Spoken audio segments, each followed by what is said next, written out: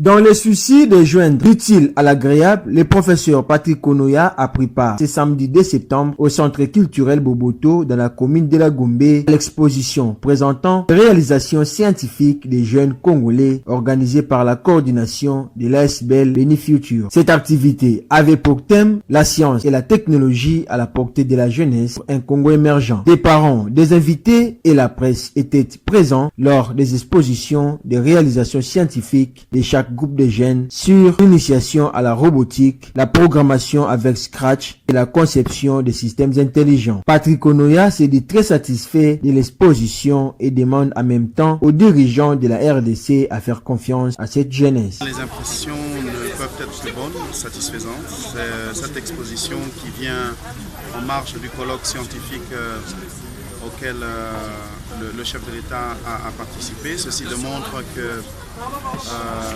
la RDC bouge, la RDC est en avant et elle doit compter sur la jeunesse. Et la particularité de ces expositions, c'est que ce sont des expositions qui sont faites par des jeunes, même des enfants. On a vu parmi les exposants des jeunes allant de 5 à 17 ans. Et ceci pour marteler sur la nécessité du développement de ce qu'on appelle les STEM, donc les sciences, technologies, mathématiques. On sait que tous les pays qui se sont développés, ils se sont développés à travers les STEM.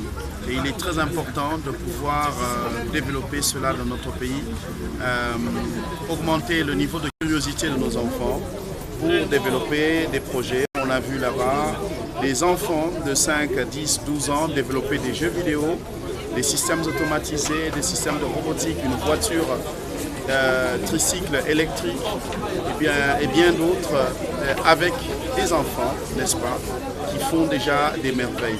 Le professeur Patrick Onoya a encouragé les autorités de tutelle à fournir plus d'efforts pour soutenir cette jeunesse dans les domaines de recherche scientifique. Ici, c'est encore pour encourager l'émulation créée par le ministère de la Recherche scientifique à encourager ce que ces enfants font. Mais au-delà de cela, nous savons que pour passer du prototype à un produit fini, il y a un travail de recherche et développement qui doit se faire. Et pour cela, nous encourageons encore le gouvernement à fournir des efforts à cela. Parlant des organisateurs de cette activité, le professeur Patrick Onoya a jeté de fleurs au coordonnateur de Benifuture pour son appui au système éducatif congolais. Nous avons vu ici un labo mobile qui est un soutien à la gratuité de l'enseignement. Plusieurs écoles manquent de laboratoires. Nous avons là un labo mobile qui peut faire de laboratoire de chimie, de biologie, d'informatique, d'électronique. Et ça, c'est une innovation à encourager, n'est-ce pas, à soutenir, parce que cela peut permettre à ce que cela puisse circuler à travers le pays et à travers la ville.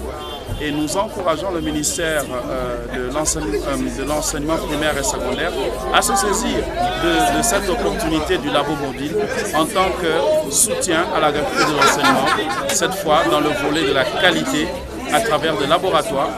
Tant qu'on ne peut pas encore les construire, mais au moins à travers un labo mobile, on peut permettre à ce que la formation soit une formation de qualité. Notons que cette activité s'est clôturée par la remise des brevets de mérite et d'écharpes des lauréats à tous les finalistes par les invités.